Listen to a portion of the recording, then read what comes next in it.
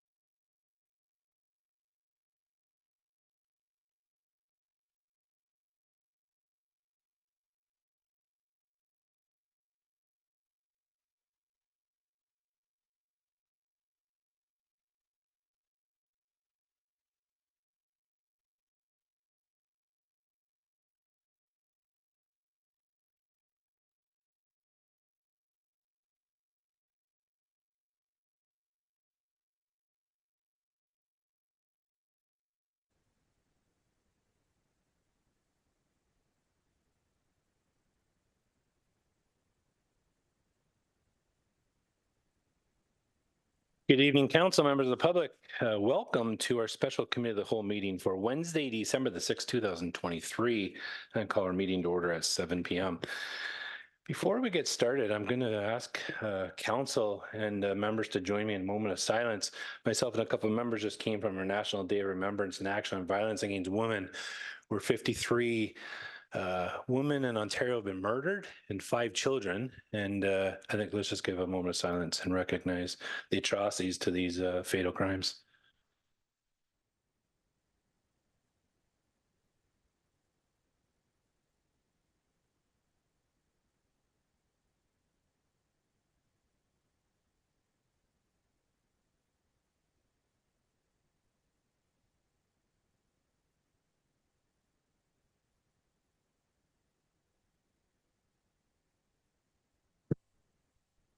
Thank you. We're going to move on to number 2 is our approval of the agenda. I have a recommendation that the special committee of the whole agenda for December 6, 2023 be approved as presented. A mover, Deputy Mayor LaRose, seconded by Councillor DeRush. Further comments or questions? Seeing none, we'll call for the vote. All in favor? And opposed? That is carried. Do any members have a declaration of pecuniary interest tonight? Councillor DeRush.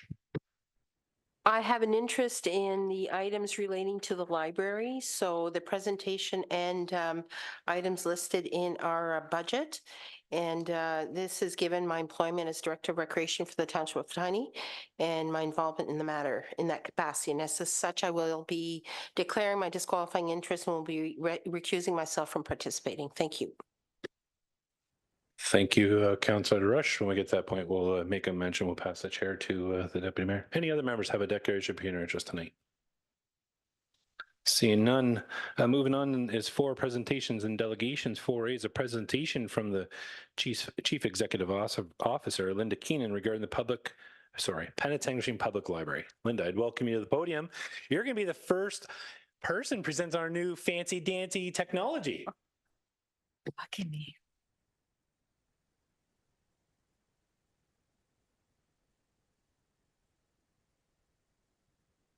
Your worship, and I guess I can't say the chair, but unless the chair is Deputy Mayor and council members, thank you very much for having me this evening.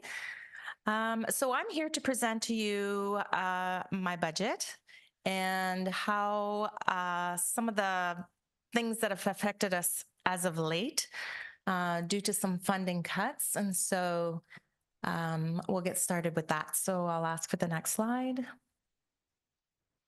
So recently, in the last few months, we've had some funding that was withdrawn from our budget due to Tiny Township making some decisions to withdraw from all the libraries here from Midland Tiny Springwater. I've been busy today, and Penetanguishene, and so that affected us greatly.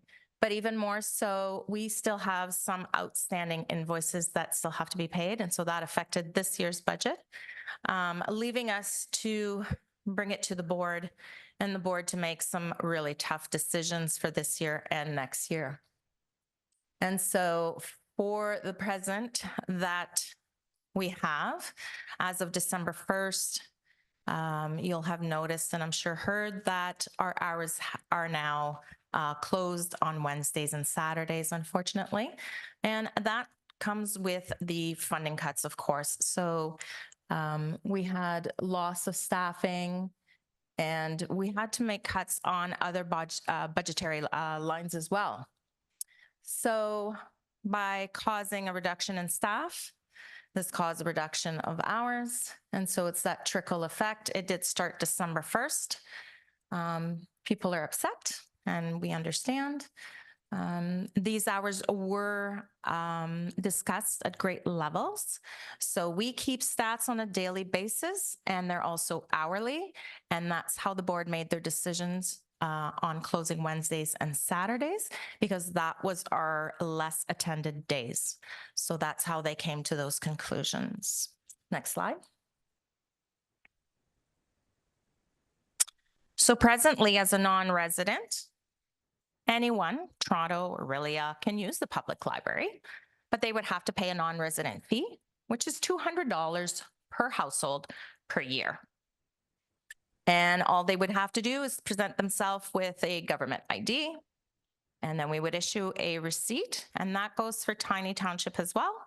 And they can get reimbursed from Tiny. Of course, if you're from Toronto or such, then you wouldn't be reimbursed, but you would still have all the usage of the library. Next slide. So our hours, they are Monday, Tuesday, Thursdays, and Fridays, 9 a.m. to 6 p.m. We are closed Wednesdays, Saturdays, and Sundays, and holidays. Next slide. We offer so much more than just books now. We offer online services, we have periodicals, we have ebooks, audiobooks. We have programs for seniors, children. We do outsourcing, we have schools coming in. So we're just so much more than just books. Next slide. We also have several partnerships, which helps us greatly with so many other costs, which we're very thankful for. And these are just some to name a few. Next slide. Some of our programs, some of you might have attended them. They are greatly attended. We just have a COVID clinic, which is a great partnership with the health unit. And, 99 people came in just for that purpose. And then, of course, they turn around and say, can I get a library card? And I love hearing that. Next slide. And again, some programs that we offer online, which are great. So Canopy, if you like to watch your movies and documentaries and your series, just with your library card, it's all free. And then, of course, anything else that we offer, Press Reader, which is your magazines and your periodicals and your newspapers all around the world in all the languages. Next slide. And just some more programs and events. Next slide. So we do offer so much. Go ahead and change the slide. This is now our staff at the library. We are very grateful for them. They do fabulous work. Next slide. And of course, our board members who help us get to our services and provide great community work. Getting back to my budget, you can end the slide. The ask has not changed.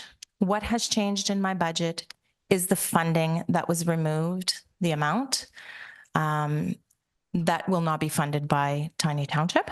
And so the result of that is the great cuts that you have before you, not only staffing, but again, a lot of budget lines, such as we even had to make some book amounts that we had to withdraw from the numbers just to make it work so that we can come to a zero budget line. So I'm not sure if anybody has some questions for me. I'll try to answer them as best as I can. Thank you, Ms. Keenan, for your presentation tonight. I'll look to members of council if anybody has any questions for our presenter. Councillor Marchand. Thank you.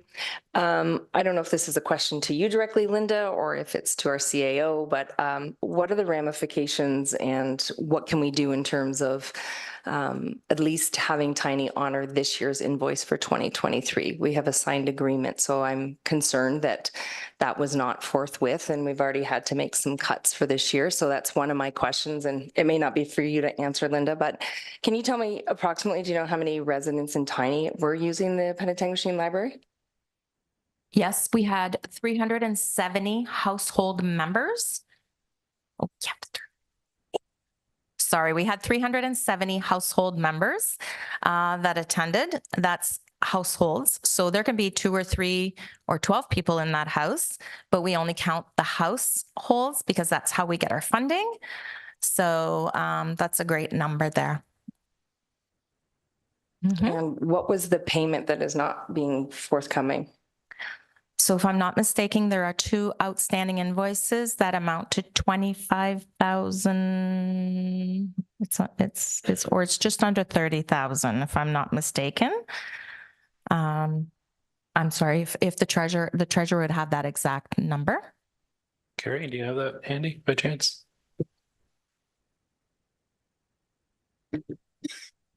I don't recollect off the top of my head, but I can look it up and in a second. Okay, great. Thank you. Follow up? Yes, please. So quick math, we're saying that tiny residents, if they choose to come to the Penetanguishene Library, will pay a $200 fee. They can then turn around and show their invoice to Tiny Township, who will reimburse them the full $200. So if all 370 individuals you do this, that'll cost them $74,000 as opposed to roughly $30,000 that we've not received. So can I just President. speak? Sorry, thank you, thank you, Your Worship. So 30,000 was just 2 outstanding invoices. They did pay us 30,000. So the amount that was due for 2023 was $62,981. Follow up, Councillor Marshall?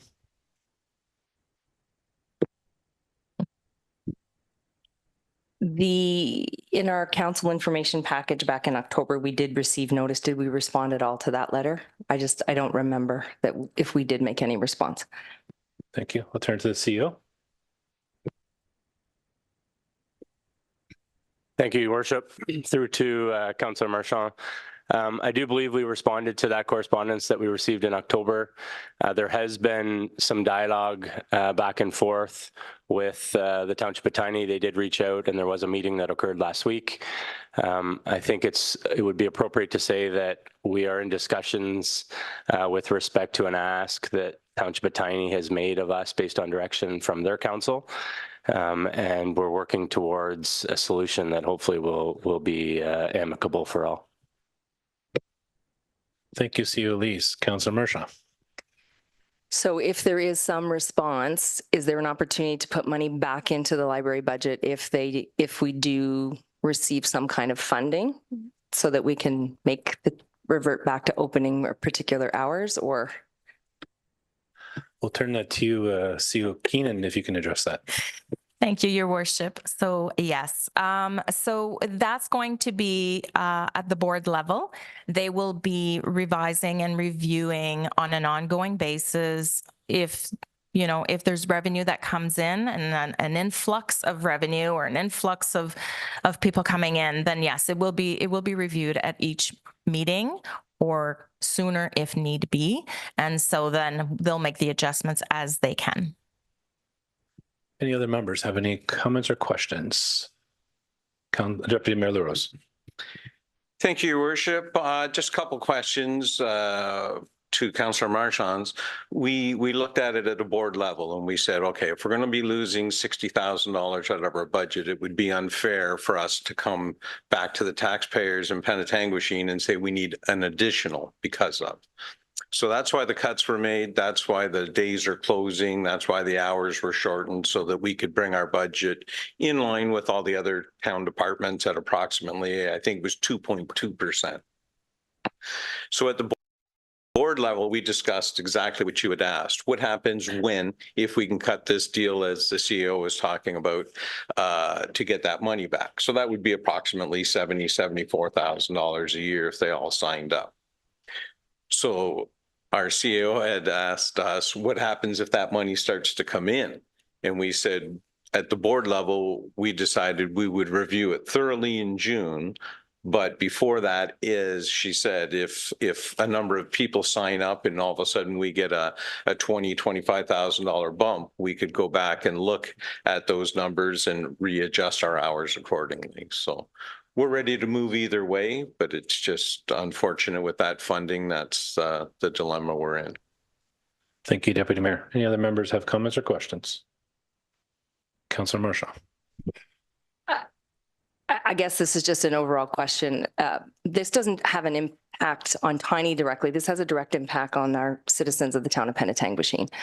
So it's not that we're closing the doors to anyone from Tiny Township because they can still come and get a membership. But now we've reduced hours and we're also limiting our own individuals within our community. So that is the piece that I'm really struggling with with this balance of not being able to find the funding to still be able to provide services, all the wonderful services and the work that you do at the library to our residents of Penetanguishene, because we don't have the funds from another neighboring municipality. So I'm really struggling with the fact that we have to have a direct impact on our community because of this.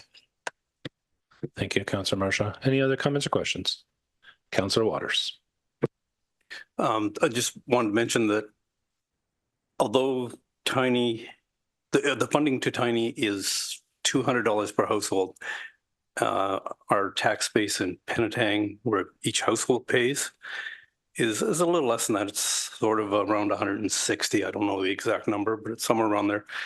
But if we were to use the same math that we're using with Tiny, where they only pay for the people who come in, if we only paid for the people in Penetang that came in, the cost per household in Penetang is $795 per household.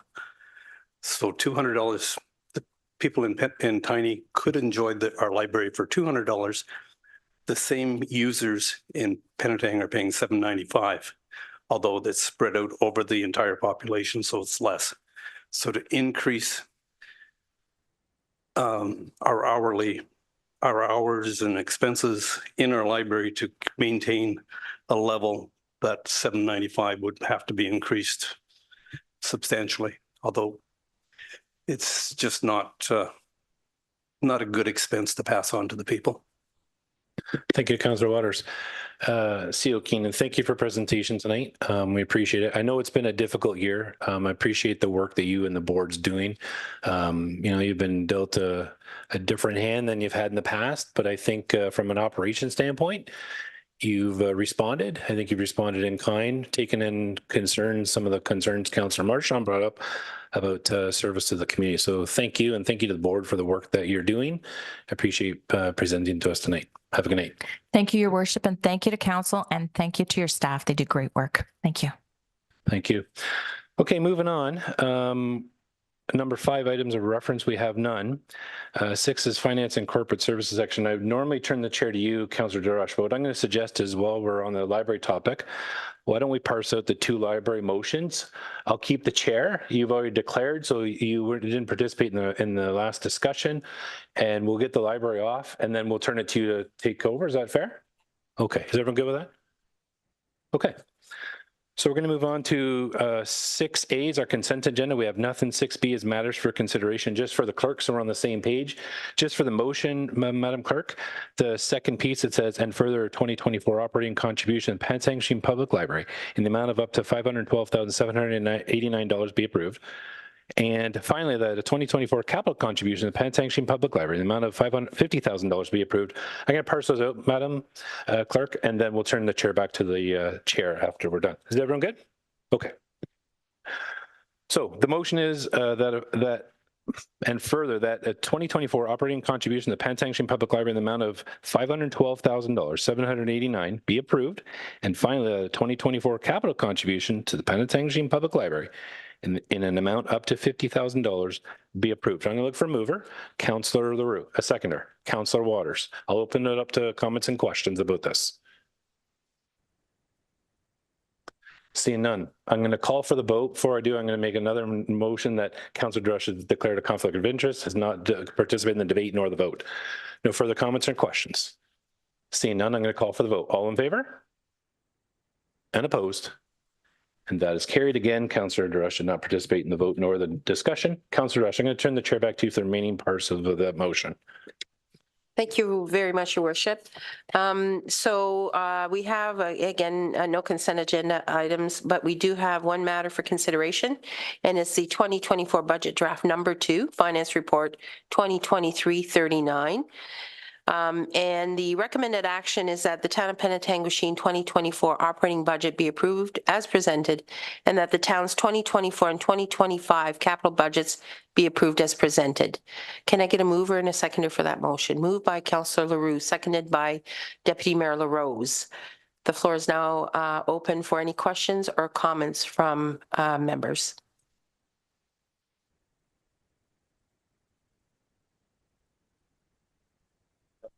Oh, okay, Mayor Rawson. Hey, going first. I'd like to bring up about the transit bus and our capital plans. We talked a little bit about this last time, looking at if there were other options. It's a big price tag, and we're looking at what the relationship's going to look like and the agreement's going to look like, and it was a big capital expense for a spare. So I'd like to understand a little more. What does this look like? What have we done? What are our options as we move forward? Thank you. Through you, Madam Chair, to Mayor Rawson. In the time since the last budget meeting, we've done some research and review. We have confirmed with the county that there isn't a spare bus at the county that they can provide us for as a spare. We're also looking at leasing options as well, so that we're not purchasing a bus. We could lease it. So we're proposing to keep the capital budget within next year's plan, so that we do have the flexibility, whether it's the purchase of a bus or a used bus potentially at a lower cost, or looking at leasing options as well. So keeping that as flexibility in the plan. We do need a spare bus to supplement our current bus, and that's what we're proposing. Yes. Additional question, go ahead. Thank you. Thank you. Thank you so much for that, Brian. So I appreciate it's going to take some time and energy to get the leasing piece figured out. So we have $250,000 in the budget right now for transit bus. Would it be fair to say the $125,000 in reserve would give enough latitude and flexibility to go down a leasing path, and we could remove the $125,000 out from taxation to give you room to be able to do what you need to do going down leasing or whatever that looks like? Through to the mayor, I don't believe that the 125,000 would cover the cost of leasing. We would look to probably lease for a period of at least 3 years. Understanding, of course, that the county is looking at regionalizing transit. So we were looking at least a period of 3 years, maybe more, for that. And without knowing the exact cost of leasing per month, I would be hesitant to say that 125 would be enough to address that, and that's why we're hoping to keep the capital project within the plan this year. And if another more viable option takes place, we would bring that forward to council for review. Thank you. Thank you.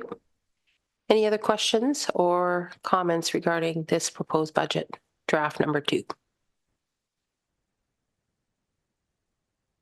Rawson. Thank you. Brian, I want to look as well at the capital regarding Navy Lane. We've had a little bit of discussion about Navy Lane, and I understand what we're trying to do with Navy Lane, but I think members of public aren't understanding what so can you just give us an understanding again, high level, what are we doing Navy Lane? Where's it going? What are we trying to do? What's the risk if we don't do it? And, you know, the budget's about 1.5 million, 1.6 million to do Navy Lane. What would we get for 900,000 or $1 million? Like, is there options to not do the gold plan? Is there such thing as a silver plan for Navy Lane as the example? Or I think there's just, I think some people think that we're actually putting a road in or we're doing something to serve Kings Wharf. Like, I think there's misunderstandings, and just a little clarity would be helpful. And can we do a little less? Thank you, through Madam Chair, to Mayor Rawson. The project that we have in place for next year is the first phase of the Navy Lane Drainage Improvement Project. It's likely to be phased over for 2 phases. So this would be the initial phase and likely the most critical phase of the project. The scope of the project for the first phase would be the installation of a drainage channel between Church Street and the town harbor. So basically providing a drainage outlet for a culvert that spills onto Navy Lane right-of-way and is actually being directed onto the neighboring IO Infrastructure Ontario property uncontrolled. And it has been doing that for quite some time. What the project we're entailing is, I wouldn't call it the gold standard. It's a channel, open ditch. So it's not being piped or anything like that. The majority of the costs are the actual logistics involved in getting construction machinery down that quite steep hill, clearing trees, and having equipment running up and down that 10-meter wide right-of-way. It's quite a narrow right-of-way that we have there. So the logistics, the length of time, because it'd be quite time-consuming to do that work, also plays a part in the cost of the project. And from the erosion that is taking place out there, it's constantly getting worse with every major storm event that we get. It started out as a concern, but over the last couple of decades, it has gone to the point where it's presenting health and safety issues to adjacent properties. It's already impacting the adjacent IO lands.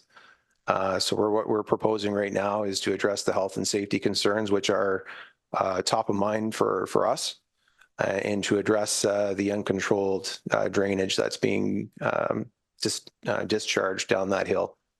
And it's actually making its way onto the Infrastructure Ontario / Huronia Historical Parks lands as well. Supplementary? Thank you. Thank you, Brian. Appreciate that. 2 questions. The water, we're talking about drainage and more water. Where is it predominantly coming from? CNCC, Waypoint, like is it predominantly coming from that area? And how many properties are impacted with Navy Lane? So there's probably private properties, 2, 3, 4 is my guess, but how many properties besides provincial properties are impacted? Through you, Your Worship, the catchment area comprises of predominantly the hill between Jury Drive and Church Street. There's a larger drainage area that it serves, which includes provincially owned properties, including a portion of the Waypoint Center, and a majority of which is the CNCC. Correctional North Censor, and also undeveloped lands that are in the vicinity of the Sandy Bay Road area as well. And to answer your question about the number of properties that it would impact, in that particular area between Jury and Church, I'd say there's about 4 or 5 properties that back onto Navy Lane in that area. Thank you. Yes, Deputy Mayor LaRose. Thank you, Madam Chair. Through to you, Brian. If this started 15, 20 years ago, that would have been about when the jail came online and when their property was going. Have we asked CNCC to contribute any money towards this project? Since if they're going to be the major cause, they should be a major stakeholder. Through you to the Deputy Mayor. At this time, we haven't asked IO for any contribution for the project. The cause of the project right now is the deposition over time. So it's the manner in which that it is being discharged into the Navy Lane right of way that's causing the issue. I wouldn't necessarily put it on the IO lands necessarily.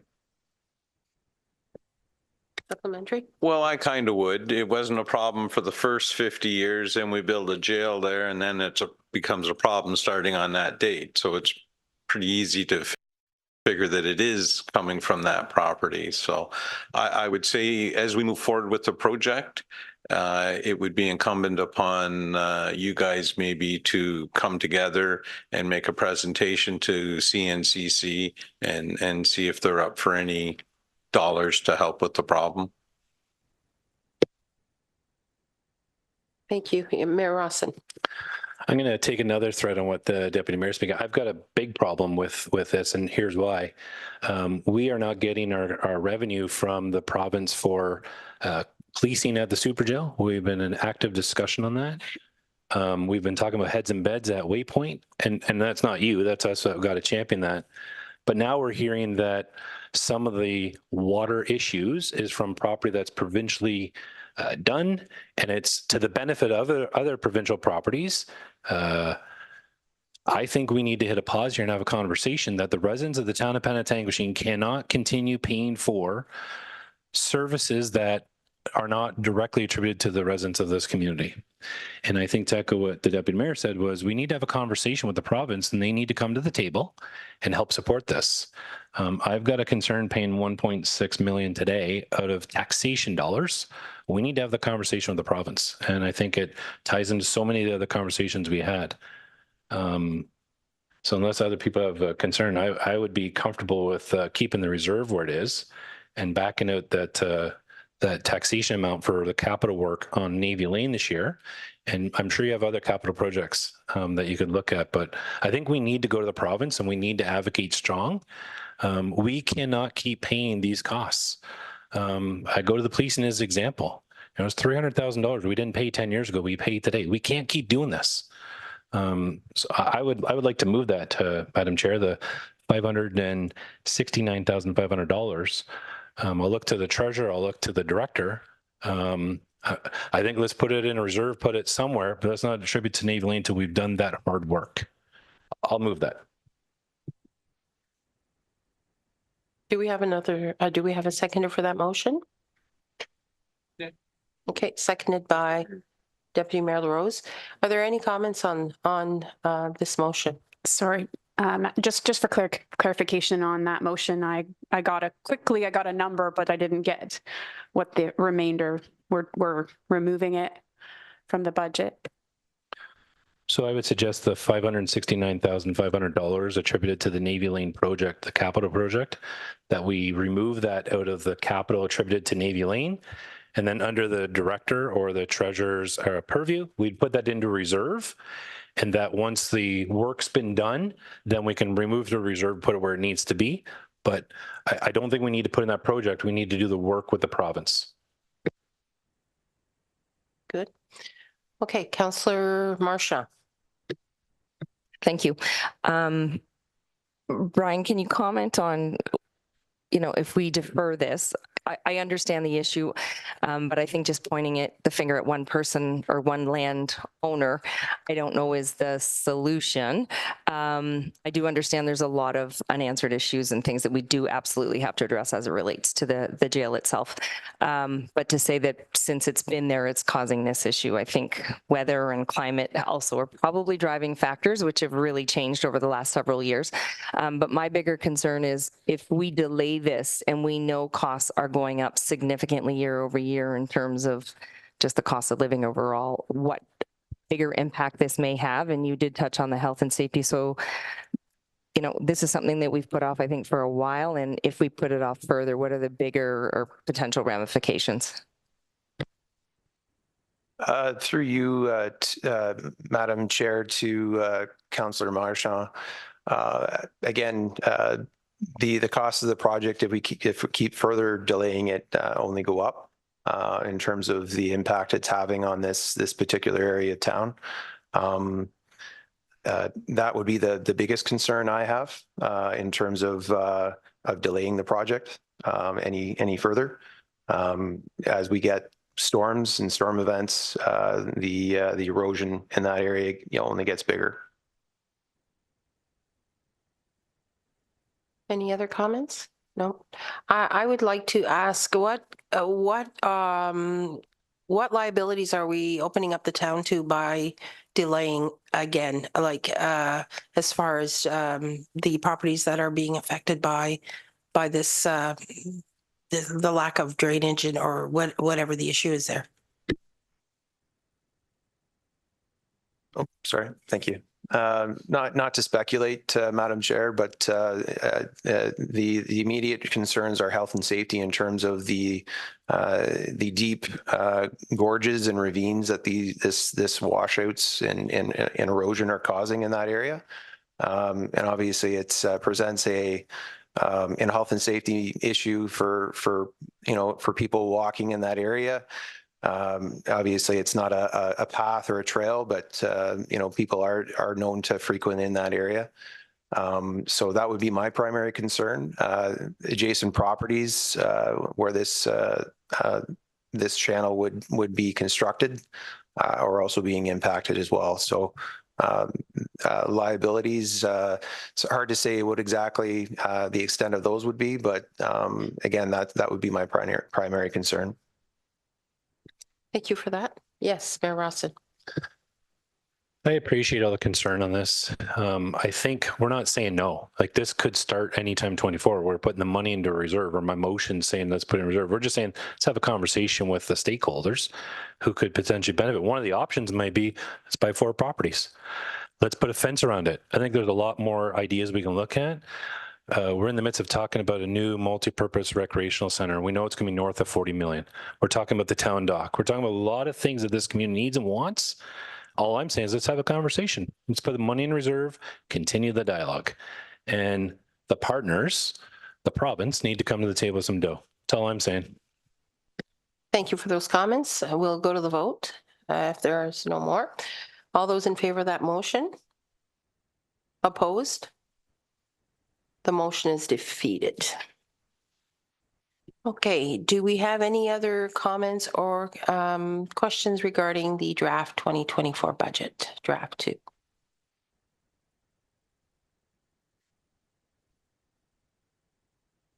Seeing none, we'll go to the, oh, yes, Mayor Rawson. I have you. I'm just going to ask if the treasurer, if it's possible, when we see the final, when we do future work, can you break out? We've been breaking out the OPP costs, but can we clearly delineate OPP costs and then CNC attributed costs, just so it's clear for everyone to see what those are when we break out the final costings? So we see policing costs, CNC policing costs.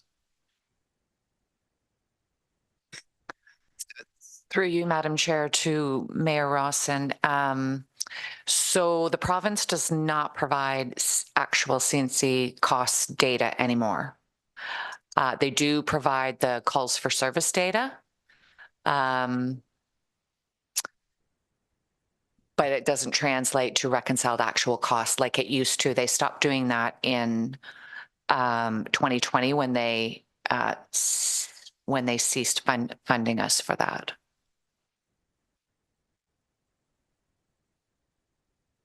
Thank you for that. Any other questions or comments from anyone else?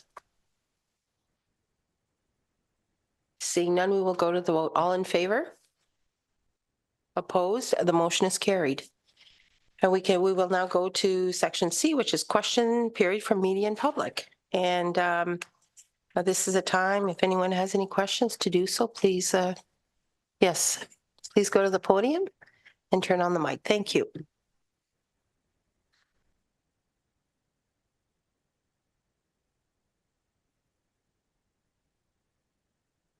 Thank you, Your Worship and Council. I just want to compliment Council and staff on all of the hard work that has been put into developing the 2024 budget and bringing us to the point where we're at tonight. And that certainly hasn't gone unnoticed with me and people that I speak with around town.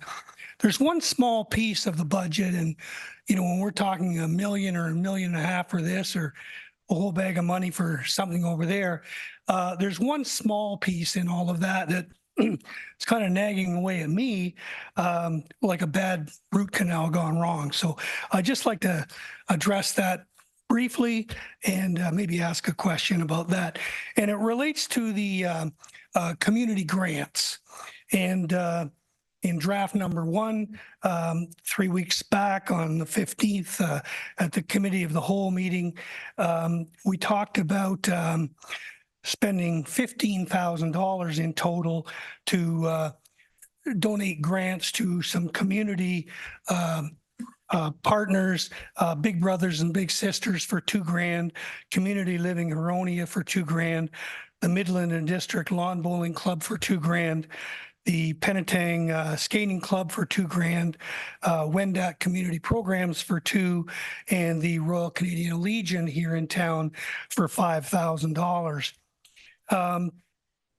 So, you know, without any question, the services each of these community groups and service clubs bring to our community is unquestionably valuable, and that point is clear. Having said that, however, $15,000 is equal in rough math to the total taxes payable or levied on 4.5 homes in Penetanguishene, using information numbers that our Director of Finance has provided us at roughly $3,500 a year in taxes per household. Each of these organizations, each of these 6 organizations have their own revenue sources, including fundraising. And by my research, they all have healthy balance sheets. It's not that they're all starving for cash. It's not like they're all dependent on if they don't get these grant monies that they're going to go belly up. I'm going to just look at Community Living Huronia. The sole purpose of that organization is to act as a distributor of grants to community-based nonprofit agencies. If my taxes or development charges are being granted to community living, and they in turn turn around and grant those monies to agencies such as Wendat or the Legion or the Lawn Bowling Club, that then amounts to double dipping. If council are making a direct donation to those agencies in addition to community living, so they're getting two checks. And why are we doing that? Why are we donating twice? Or why are they benefiting twice? A simple Google search this morning shows me that as of 2021, there are 29,601 registered not-for-profit and nonprofit agencies in Ontario, registered with CRA. Many of those operate in our community. Some I support, some I don't. Some you support, some you don't. Those charities and community groups I support, I get to choose if I want to make a financial donation. When the cashier at the store asks me if I'd like to make a donation to a particular cause, I have the choice as to whether I do or I don't. Nowhere other than here am I compelled or forced to make a financial donation to a cause that I may fundamentally not agree with. On November 15th, we were told that these community grants are not funded by taxation, but rather through development charges. The Planning Act is explicitly clear on what development charges can be used for and what they cannot be used for. And there's a list of 20 eligible items that do not include donating development charges to skating clubs and lawn bowling clubs in the Legion. The suggestion that these proposed grants come from development charges potentially conflicts with the Planning Act. The Ministry of Housing and Municipal Affairs are currently investigating this issue because I've addressed it with them. So they said they're going to look into it. And Madam Chair, I would just say if this is limited to questions, maybe we can get the presenter to pose this question. okay, thank you for that. I am finished, and I guess with having been said, my question would be, would council be prepared to pause this piece of draft number 2 and have a second look at this? I just don't think it's right. So thank you, Your Worship. Thank you for your comments. Appreciate it.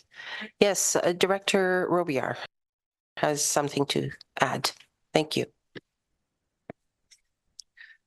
Thank you, Madam Chair. I just wanted to clarify something that I did just hear. And at the previous meeting, it was discussed that taxation dollars are not used for our community grant program. However, it is community development funds that we do use, certainly not development charges that we use for this grant program. Thank you. Thank you for that clarity. And I will now pass the chair back to Your Worship. Thank you. Thank you, Councillor Drush. I look for an adjournment at 7:44 p.m. Looking for a mover, Councillor Drush, seconder, Councillor LaRue. For call for the vote. All in favor? Opposed? That's carried. Have a good night. This will be going to council next week on December the 13th for final ratification. So stay tuned. That'll be the final chance that this council reviewing this. Have a good night, everyone.